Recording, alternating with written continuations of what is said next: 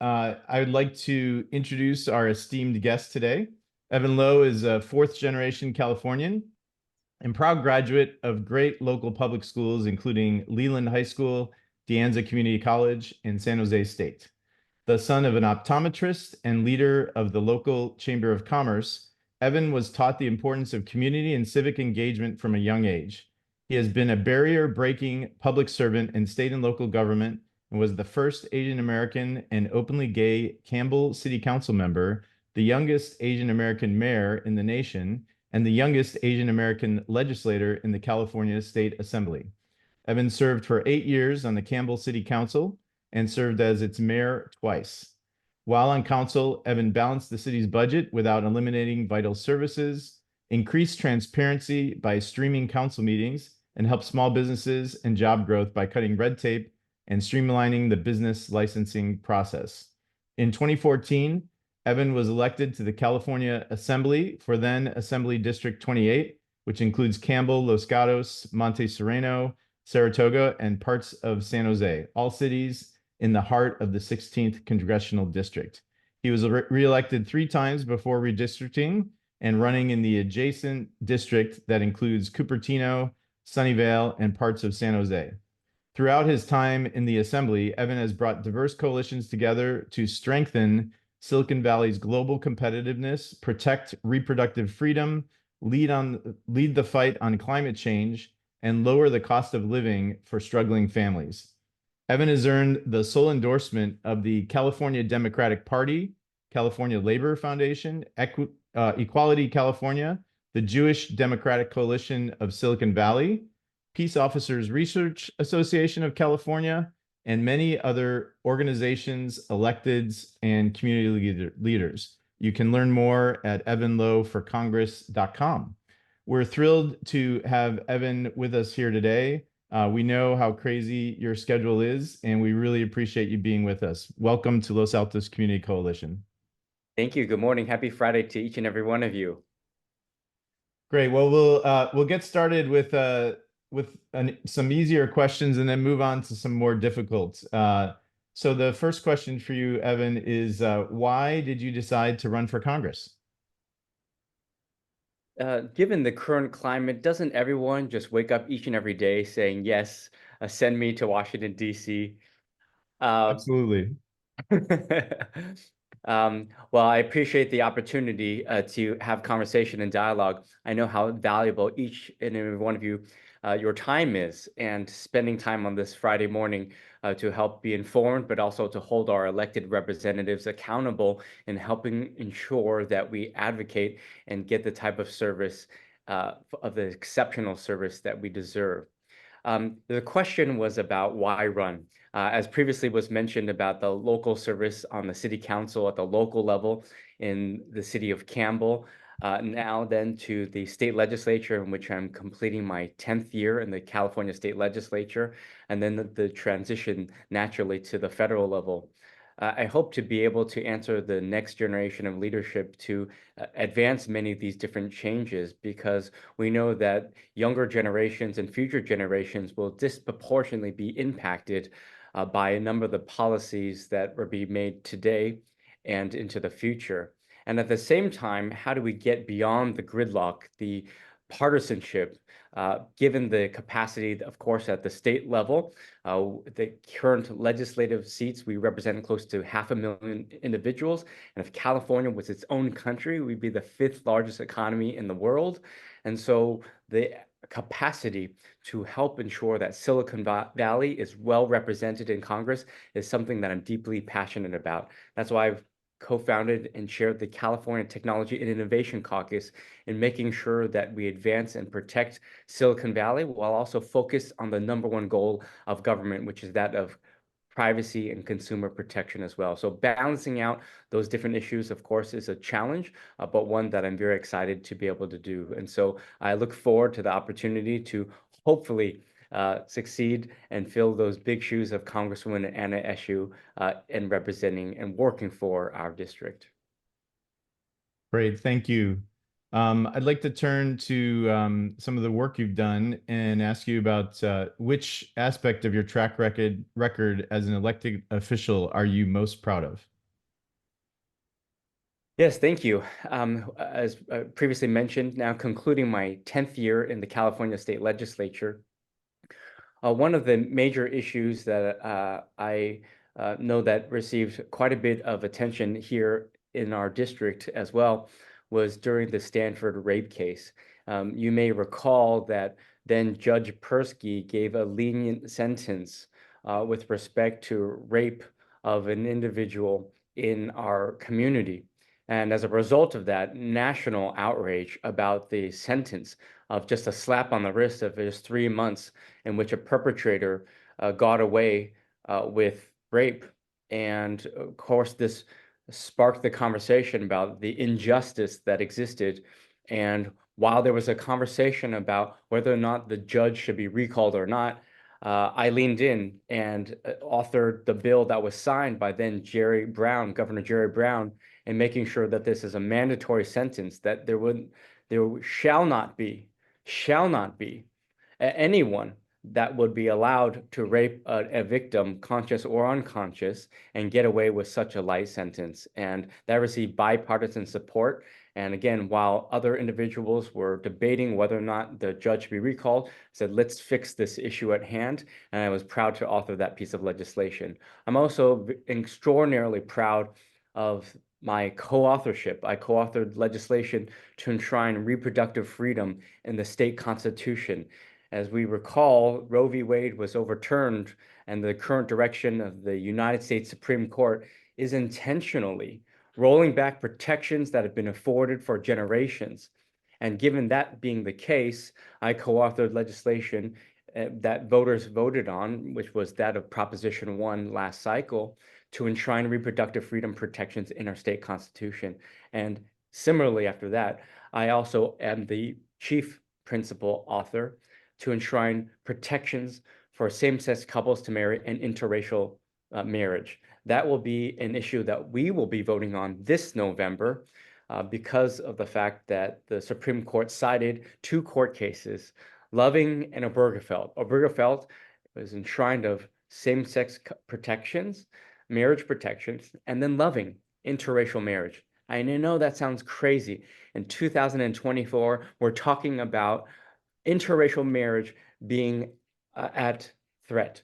And that is the case. Clarence Thomas cited that after Roe v. Wade, the justification now is to roll back protections for those two issues of same-sex protections and interracial marriage. And oh, by the way, Justice Thomas is in an interracial marriage himself.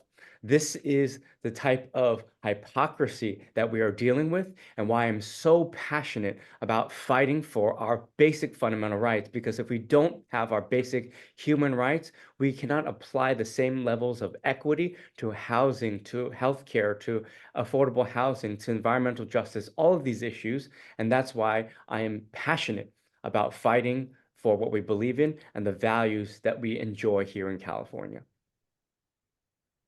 Thank you. Let's move on. I think many of the people here are familiar with the recent race for Congresswoman Anna Eshoo's seat, and the recount became a hot topic given the various parties involved, and would love to get your take on the situation, how the recount came about, your role in that, which if any, and then your opinion on the outcome. Yes, thank you. To recap, the certified election was such that it was a three-way race. And at that period of time, we were informed that any member of the public could have up to 5 days after the certification of the election to request a recount. Now, of course, the two individuals who would be impacted by such a recount, myself and Supervisor Simidian, had an opportunity similarly to request a recount. Neither Supervisor Simidian nor myself we requested this recount, and we were delighted to have the privilege to have an opportunity to also be at the ballot box in the general election in this unprecedented three-way race. On that last day of the opportunity for a recount, I was informed that a former staff member for Mr. Liccardo requested the recount in my name, which is to say that this is a document requesting the recount on my behalf. And why that is so disingenuous is because that is factually not correct. I did not make this request. Of course, this leaves a false impression with members of the public, questioning why I would do this. And of course, that causes significant consternation that leaves an impression that I was requesting, which was quite the contrary. And at the same time, we didn't know who was paying for this recount. It was brought to light that a super PAC, not a candidate committee, not an individual candidate, but a separate super PAC that was funded by Michael Bloomberg, out-of-state billionaire, in my name. And of course, I was vocal about the opposition to this because this was disingenuous. This is falsehoods that I was not requesting this. That's why I took a very public stance against this. Of course, naturally, I'm also opposed to this because I was delighted with the privilege to be able to serve, and not knowing the results of a recount, I could easily have been also similarly knocked out. But what's important to remember is that we need to not game the system. And so after this experience, the result was such that I came out 5 votes ahead and made it into the general election, now head to head with Mr. Liccardo. Just this week, I introduced Assembly Bill 996, which is to focus on allowing for the requirement for an automatic recount of such elections at the federal level if there is less than 1/4%. This is mirrored after the policies that we have at the County of Santa Clara. This only applies currently, though, within the county of the local elections. But of course, this did not previously apply to federal elections. So given that experience, I've introduced this state bill to help ensure that we also have automatic recounts in this case of such an election with less than 1/4%. And then the second key provision is also requiring disclosures of $10,000 or more, that in real time, we're able to find out who is paying for such a recount if it is paid for by an individual. So again, transparency and making sure that we get the politics out of that system. Excellent. That sounds like a great idea. So let's move on. There has been a little bit of concern around candidates not being residents of the 16th Congressional District. And I've personally heard rumors that both candidates are not residents, although I know that's not entirely true. I remember back a number of years ago when the state districts were adjusted, you and Mark Berman did a great video with like a pillow fight over who was gonna serve in which capacity. But would love your thoughts on living in the 16th district, which I believe you do, and also about other candidates who may not be residing in the district. Yes, I'm proud to be the only candidate in this race that lives and resides in the district. I live in Campbell. I voted for myself in the primary election, and I'm very proud to live in the district and have been very excited about the opportunity. And I also think that that matters.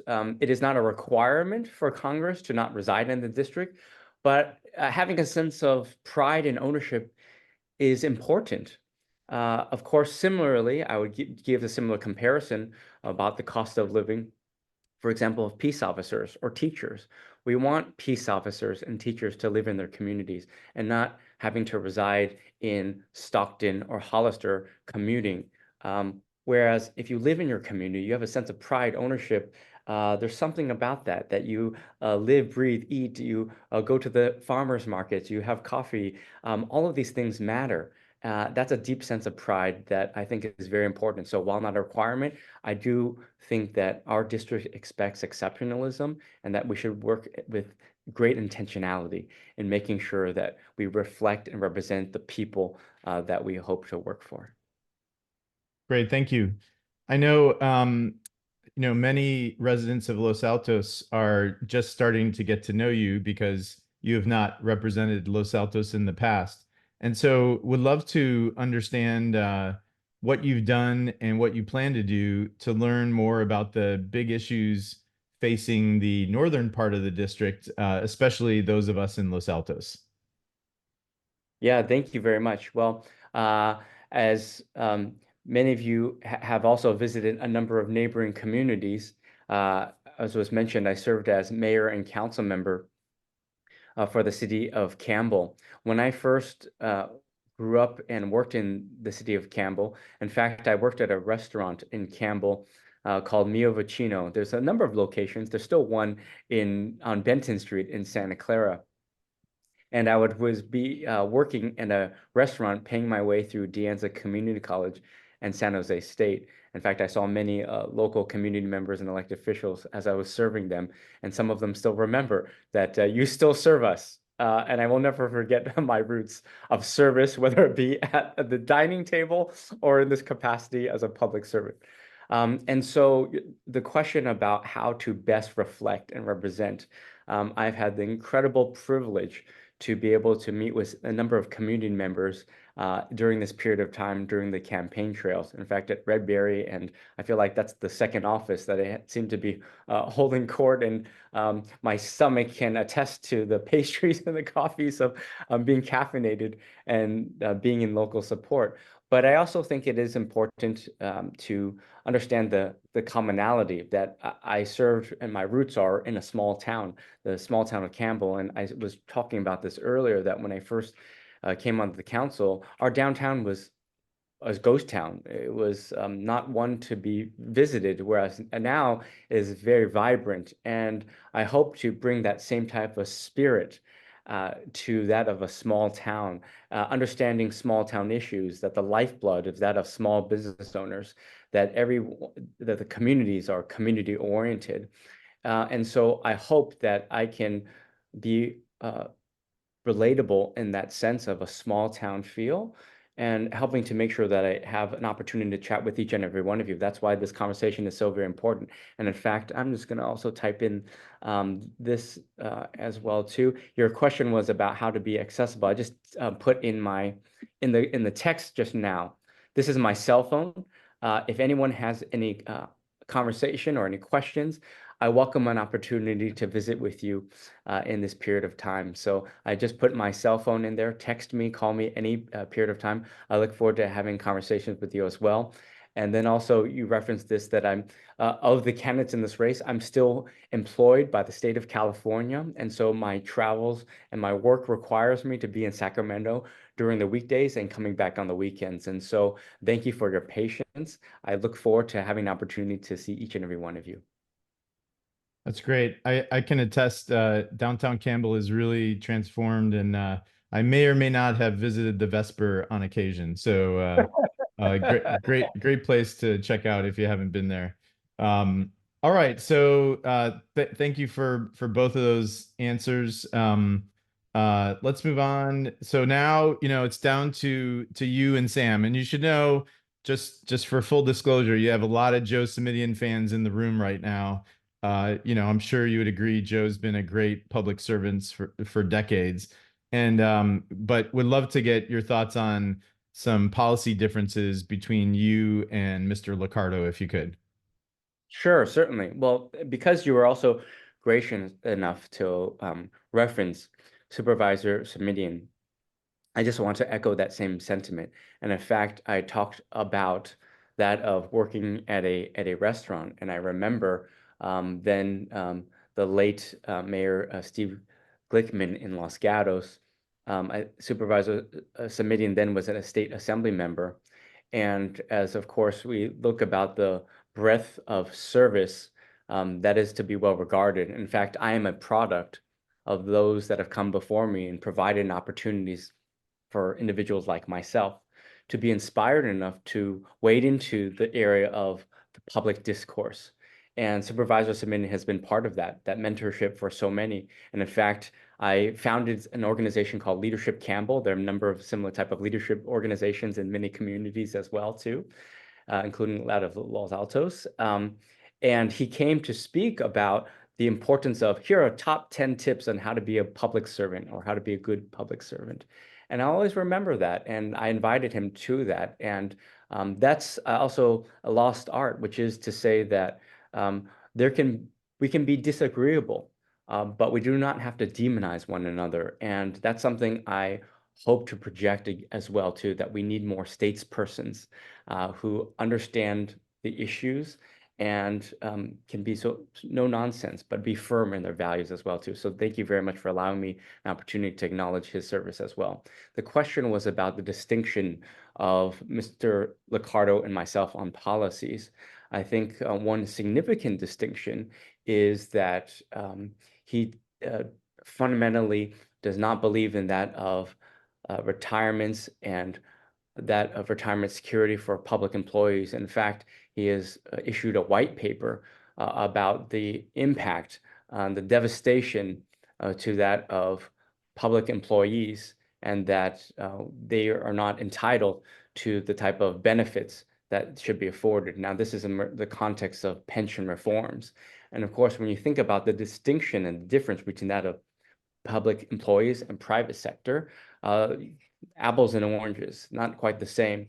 But if we make a commitment to public employees, teachers, nurses, peace officers who are putting themselves on the line, that is important that we also acknowledge their service and the type of support and making sure that this is an equitable sense of our values, public budgeting of our values. And so I'd reference that I'm very pro worker and supportive of helping to make sure that we provide the benefits that should be afforded for firefighters who each and every day, so many here, firefighters, are leaving our local communities to fight wildfires throughout the state and throughout the country. If they are sacrificing themselves and putting themselves up on the line and potentially could lose their lives, it's our obligation that we honor their service and their family service, by the way, which is equally important because when you think about fallen public safety officers, peace officers, firefighters, it's important that we do not forget about their families as well too. So again, I'm deeply committed to that of an equitable society, very much focused on that of the worker. And of course, when we're talking about the workforce, how do we make sure that when technology and AI does not supplant or replace workers, that we help retrain and reskill workers and making sure that we can protect as much of the human capacity as possible. Great. Thank you. Let's move on to assuming you get elected, what would be your priorities for your first year in office? The key, of course, is that of understanding how Congress works.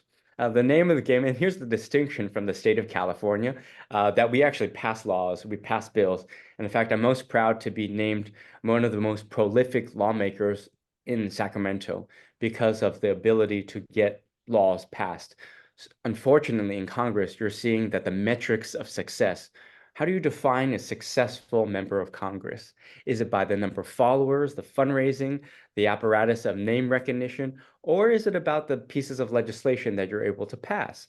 And I believe very strongly about doing the hard work, oftentimes not the popular, most sexy topics, but things that people care about, the bread and butter issues. That's what we're here for. That's what we are fighting for. We do not run for office to continue on status quo and just to be on the talking heads.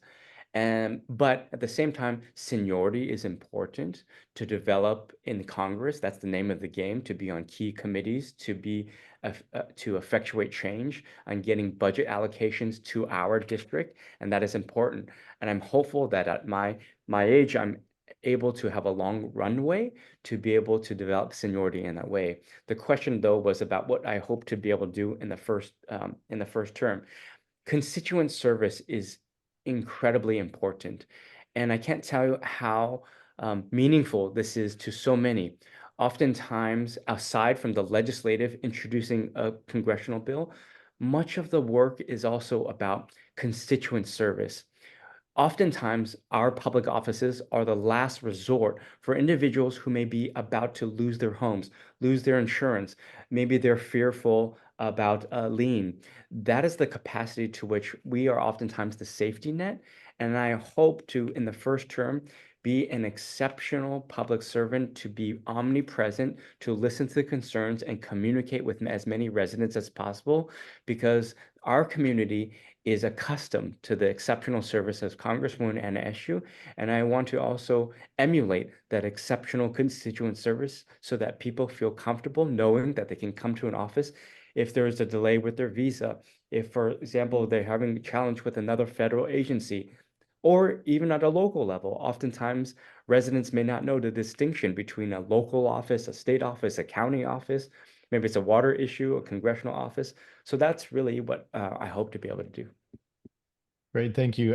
I can attest to the service of Congresswoman Eshoo, and I was surprised when I was running a company a number of years ago, the help they provided on a green card issue that honestly, prior to that, I didn't know you could ask your congressperson to help you with that. So it was great to learn that.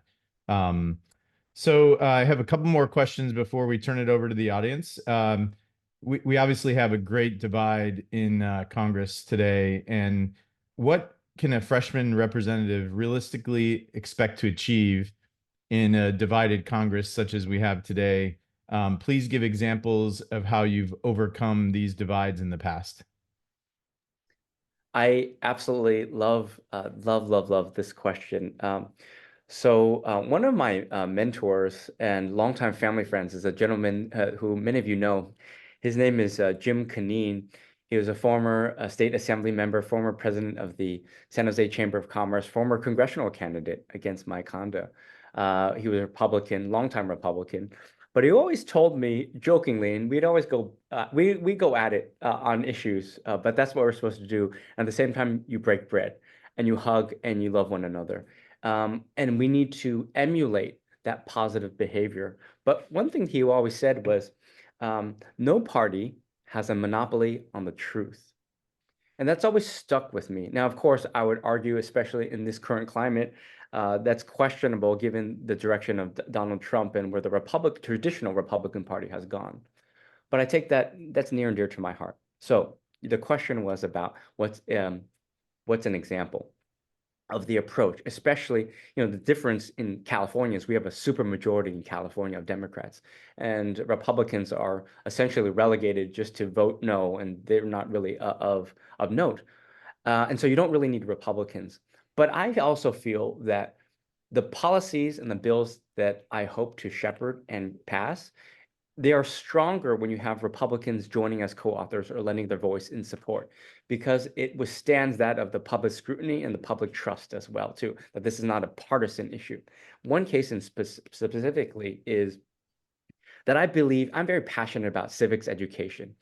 And I believe younger people should vote more, that there is a lack of acknowledgement of what it means to be an active citizen. That's why we're seeing such low voter turnout, especially between the ages of 18 and 29, incredibly low. In this past election cycle was less than 12% of voters 18 to 29 actually cast a ballot. Many are confused about a proposition. What is a yes, no? Yes means no, no means yes. What is a rebuttal? The voter guide is oftentimes longer than the Great Gatsby. They're not taught what a ballot is. And so I authored a legislative proposal with now Congressman Kevin Mullen. He also cares about civics, but this was to lower the voting age to 17 and a half. And the thought behind this was to help ensure that when you have seniors captured in the high school classrooms, that they can be shown what a ballot is, that you'd have candidates, you have elected officials coming to high school campuses, because this is an eligible voting pool, but that we can also have a platform to speak specifically to high school students about what issues they are most pressing to them, and hopefully they care about it in the high school class and being taught in that classroom. So again, this was a proposal that was done by myself and Kevin Mullen. Well, the Republican caucus thought this was a Democratic ploy. The recommendation from the Republican caucus was that this is a Democratic ploy to register younger voters because they traditionally would vote more progressive or more Democratic. And so understanding that that was the philosophy of the Republicans, I sought out a number of Republicans, and one in particular. This gentleman at the time was named Randy Vopel, Republican from Santee, Vietnam veteran. And Santee in San Diego County also has a nickname. The nickname is Clan T, as in the KKK, Ku Klux Klan, because of the historical nature of the sentiment in that area. So I'm trying to project to you that it's a very conservative area. But I said to Mr. Vopel, may I please come visit you in your district? And I want to get to know you. And I visited him and he said, let's have lunch. We had lunch. And then he said to me, would you like to join me at my favorite redneck dive bar? And this was a Thursday at 2 p.m. And so I was unwittingly said, okay, sure, I'll join you. And as I arrived, there were trucks, about 7 different trucks, NRA stickers everywhere. And I was a little anxious, but I said, okay, I want to build camaraderie with him. And so we go into the bar and he says, hi, friends, please meet Evan Lowe, my young Asian, openly gay San Francisco colleague, Democratic colleague. And I said, oh my goodness, I can't believe this is happening. But long story short, we broke bread there and had a drink. Fast forward when the bill was on the floor of the legislature. We're debating this bill. And Mr. Vopel puts up his mic, and I'm thinking, oh, he's going to vote no because he's a far-right Republican. But he put up the mic and said, I'm a Republican, and I'm voting for this bill to lower the voting age to 17 and a half. I'm a Vietnam veteran, and if you're old enough to die for your country, you should be able to vote. I know Mr. Lowe. He is a good person, well-intentioned. I'm voting in favor of this bill. He voted, and we had bipartisan support for a bill to lower the voting age to 17 and a half. That was a long way to say that much of this work takes intentionality with a deep sense of empathy and grace. And that is so lost right now because it is easy to demonize one another. That it is easy when you don't know that individual, it's easy to cast aspersions and to call them names.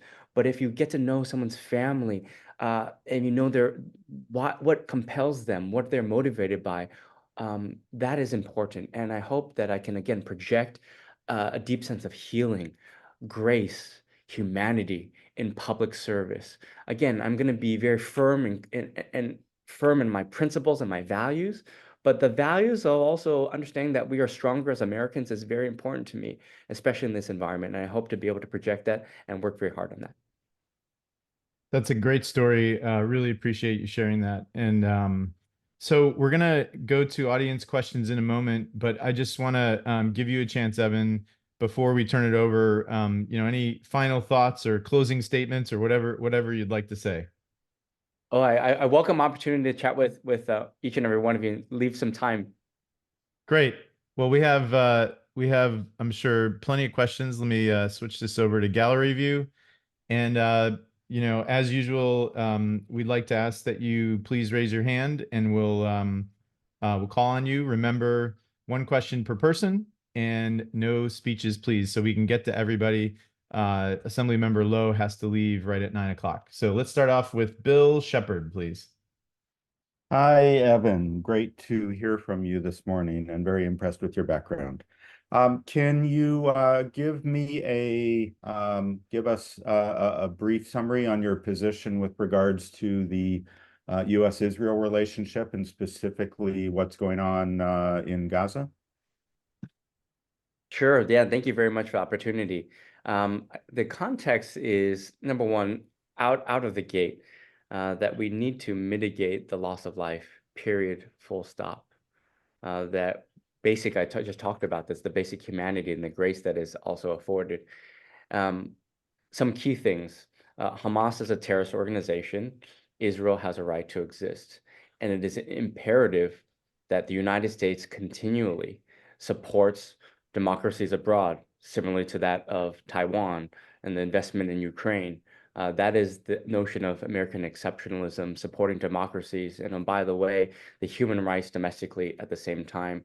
What we're seeing from the transition that of what happened after October 7th to the present day, hopeful in seeing the collaboration and the compromise of a ceasefire, which includes the release of hostages and minimizing the loss of life. That is imperative, and we cannot lose sight of that. Great, thank you. Great. Let's move on to Gary Hedden. Hello, love the dive bar story. Thank you for sharing that. Putting on my Greentown Los Altos hat, what will be your top environmental priority? Thank you. Thank you, Gary, and I appreciate that the engagement on that. The role, especially from a congressional level, is this to provide also the context of the distinction between California advancing so many of the environmental policies that we hope to see in the country.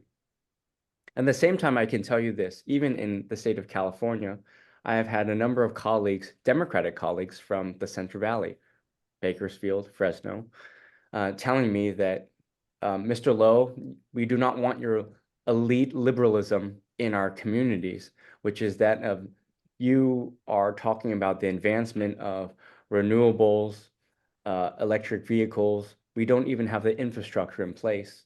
And at the same time, understanding that given the division in Congress, how do we as progressive individuals with respect to acknowledging climate change, that the environment is the issue of our day, how do we speak to Joe Manchin, Democrat, or now turning independent, in a 26% Trump coal mining state?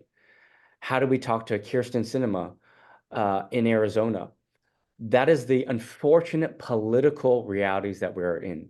And so understanding that, how do we communicate effectively that this is, I think previously it was mentioned on previous call too, that maybe we change the narrative about climate change. If Republicans do not acknowledge climate change, how do we make sure that we articulate this, that is in their best interest on an economic sense?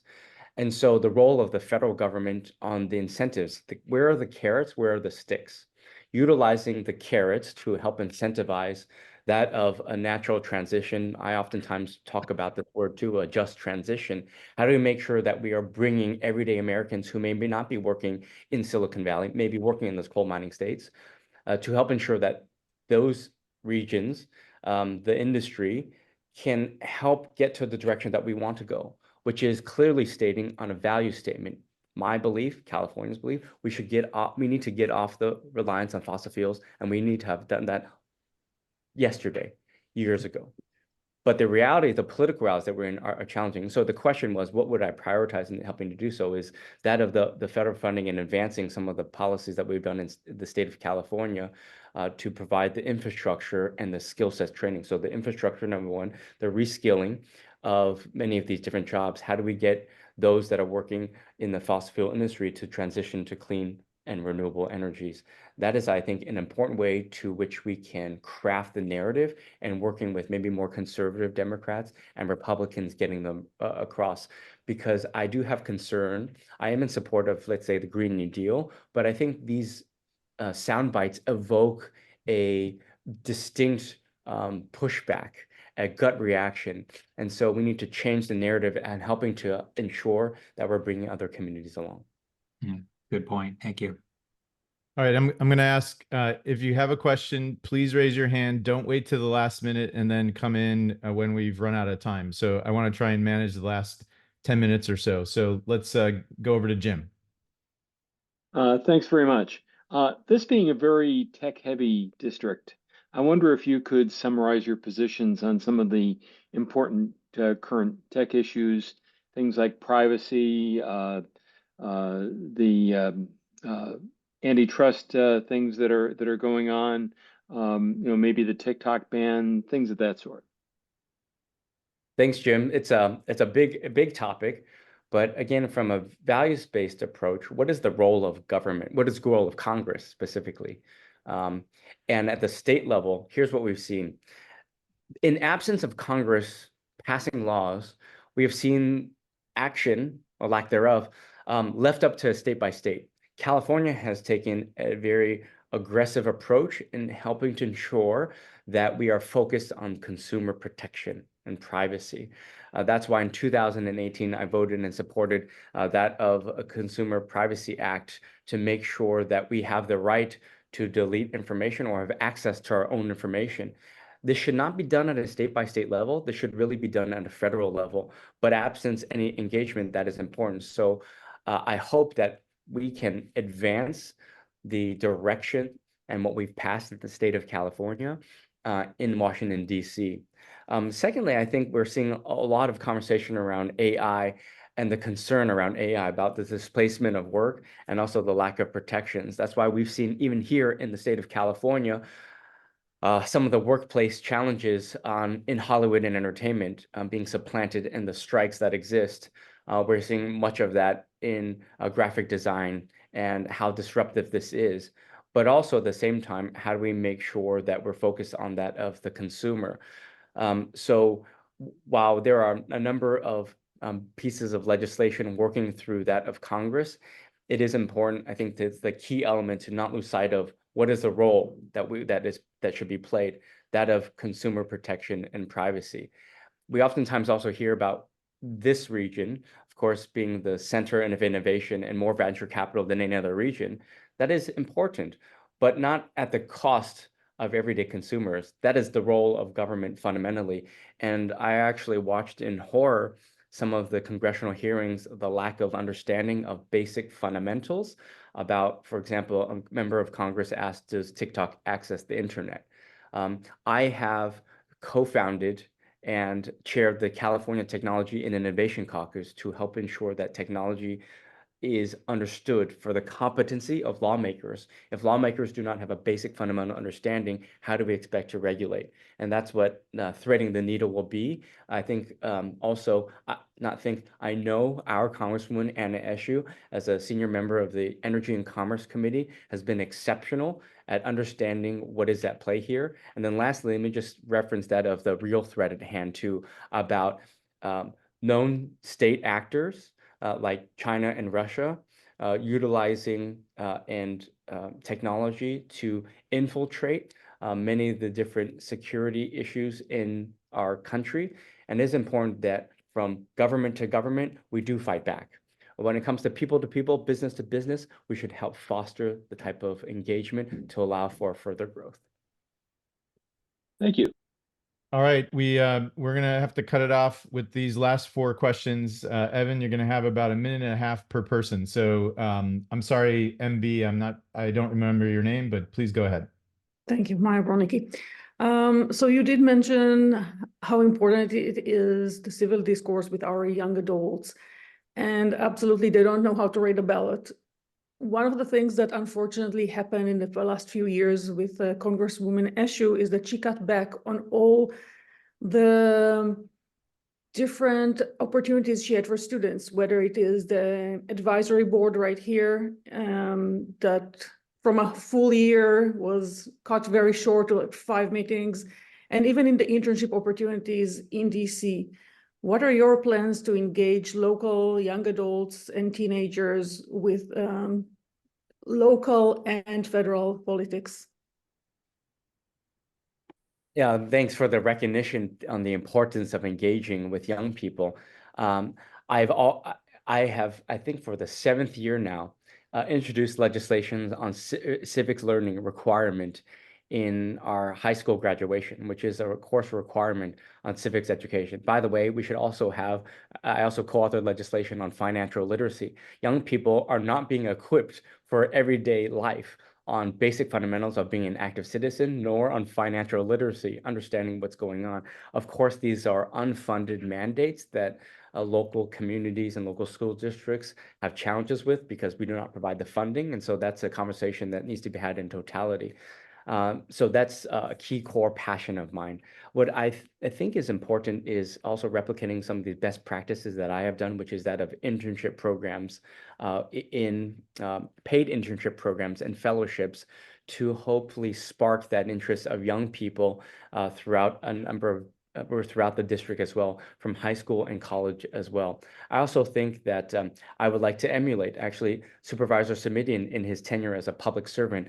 Oftentimes did this. There ought to be a law contest. One thing that I'd like to just slightly change is what would you do as a member of Congress contest for a day? I did that when I was mayor of Campbell. What would you do if you're a mayor for a day? And I was incredibly struck by the amount of engagement of essays that were provided. But that is done with intentionality and also convening that of teen commissions throughout the district as well. And finally, what I'd say is I have sponsored a bus trips up to Sacramento for young people to come up. Of course, there are financial challenges, but I want to do that in DC as well, which is to help fly out select teens and college students to come out and see what their member of Congress does each and every day. All right, Ginny Lear. Thank you. Assemblymember, I would like to direct your attention for a moment to Sacramento. As an assembly member, and now even more focused on Los Altos, as you run for Congress, you're aware of the district threat that we are responding to because of a lawsuit that is happening throughout California. As an assembly member, do you think there is any hope of changing that law, even to adapt it to communities of 50,000 or less, or some other number, without changing the Voting Rights Act? Because there was a good reason to put it into place, but it's now being misused. Thank you. Yeah, thank you for that. The question was, do I sense that there is an opportunity, a window of legislative fixes to allow for that type of accommodation? My genuine sense is that I don't think that there is a likelihood of that. Having said that, though, I do think that it's within the realm of reason to have discourse about not a one-size-fits-all. Oftentimes, you'll see this from Sacramento, and we are equally guilty of that on this issue or housing, for example, and we need to provide the flexibility. How do we help ensure that we meet the letter of the law or the legislative intent, while also understanding that sometimes that doesn't always manifest in the best way possible? And so I welcome opportunities to also listen, learn, and how to help support the efforts to making sure that it is implementable in the most effective way while also meeting the legislative intent. All right, Linda. Hi, thank you, Assemblymember Lowe. I have a question about residential burglaries. The peninsula and, in fact, the whole U.S. has been hit by some gangs coming out of Chile and South America, and we really can't do much about that locally or even California. But what can we do to require visas and criminal background checks to make sure that this doesn't continue? Thank you, Linda. Assist as well, doing better. A couple of things. One is I had an opportunity also to watch a previous coalition meeting with a more police chief as well, and talking about the statistics within Los Altos specifically. I think there's a role at least the state can play. I have authored legislation on porch theft, for example. This is that of package theft. All of our Amazon packages, you've been a victim or you know of someone who's been a victim of porch theft. That was Assembly Bill 2814, and I've introduced 3 years in a row to making sure that we can actually catch the criminal. And by the way, this is not just your average Joe randomly picking up a package. These are known criminal syndicates going then online to selling these packages, and we need to effectively address that issue. I also have introduced Assembly Bill 2766 on parole credits, which is greater transparency. Oftentimes, these perpetrators are on parole, but they get out on the street and right back into the system and right back out into the street. So we need more accountability in this way, while also not going backwards where we have been on 3 strikes, in which we're building more prisons than we were universities, and we're tough on crime, and that we're spending $60,000 a year to incarcerate a Californian versus $15,000 a year to educate someone. But your question about how do we help ensure that we can acknowledge and address this issue. And fundamentally, it is about helping to empower law enforcement to do their job, which is to enforce the law.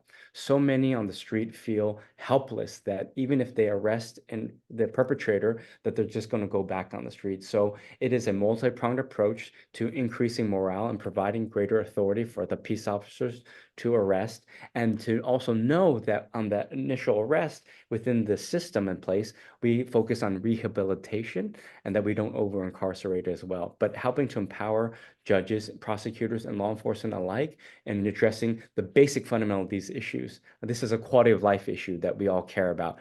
And at the federal level, we can help support grant funding to allow for more officers. I understand the amount of license plate readers in Los Altos as well. But these are the type of technologies and infrastructure that we can build on utilizing a holistic approach in tackling these issues. All right, Evan, I want to make sure you can take this last question. It's 9 Yes. o'clock. Are you still good? Yes, thank Okay, you. go ahead, Janine. Thank you. Hi.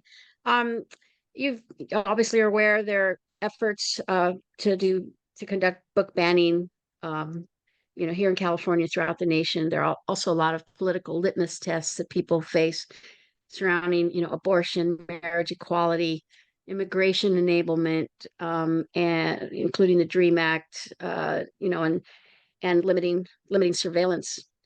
It all wraps up to me to seem like there's a lot of talk about, it really boils down to the balance between legislating morality, which is what conservatives tend to not like, versus legislating for human rights, which most progressives will position their arguments on these same issues in that way. So how do you plan to strike a balance? Do you lean more towards the progressive ideologies or more centrist ideologies? Thank you. Thank you, Janine. I appreciate that. What I would share as an observation and response is human dignity is not a progressive, not a liberal, not a conservative issue. These are rights that should be afforded to each and every one of us. These are constitutional rights. And it is important that we do not lose sight of that. What I would say is that much of the far right, these are manufactured issues. In fact, we've seen over 500 pieces of anti-LGBTQ legislative proposals across the country, historic amounts of anti-LGBTQ legislative proposals, manufacturing conflict that does not exist. We're also in the real time in which, for the first time in generations, where we're talking about the polarization of attacking contraception, IVF, reproductive freedom. We're going backwards.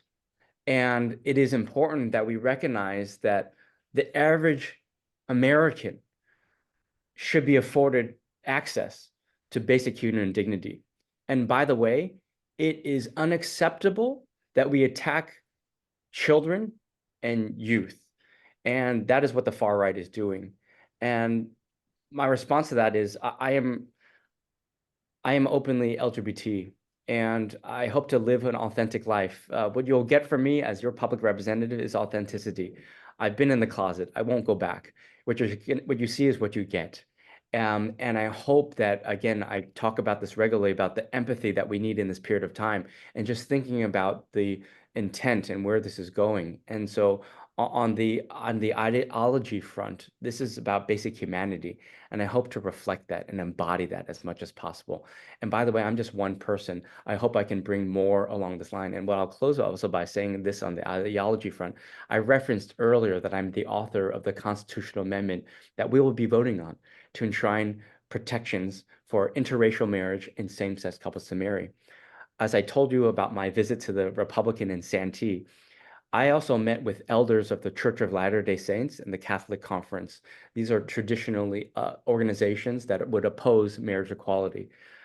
But working diligently with them, they are not opposed. The official position of the Church of Latter-day Saints and the Mormons are neutral. They are not opposed to marriage equality in November. The Catholic Conference and the bishops, they are not opposed to this measure because of the work that I have done to help ensure that we have dialogue and that we acknowledge the concern of the fear. And by the way, just for our context, the evangelicals believe that they are fearful of marriage equality because the law would force evangelicals or members of the clergy to perform a marriage, when that is factually incorrect.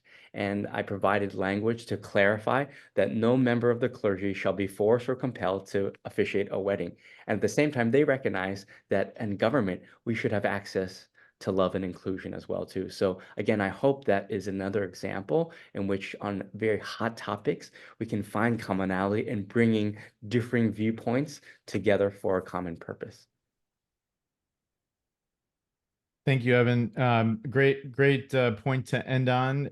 We really appreciate you spending the time with us today and getting to know Los Altos a little bit better.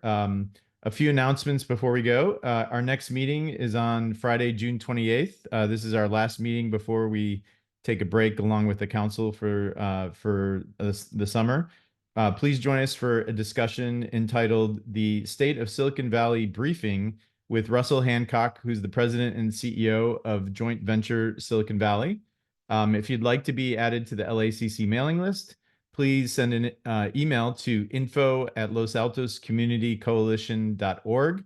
This email is posted in the chat. And as always, a big thank you to the Los Altos Mountain View Community Foundation for providing LACC with financial and in-kind support. Thank you, Evan, and we'll see everybody in 2 weeks.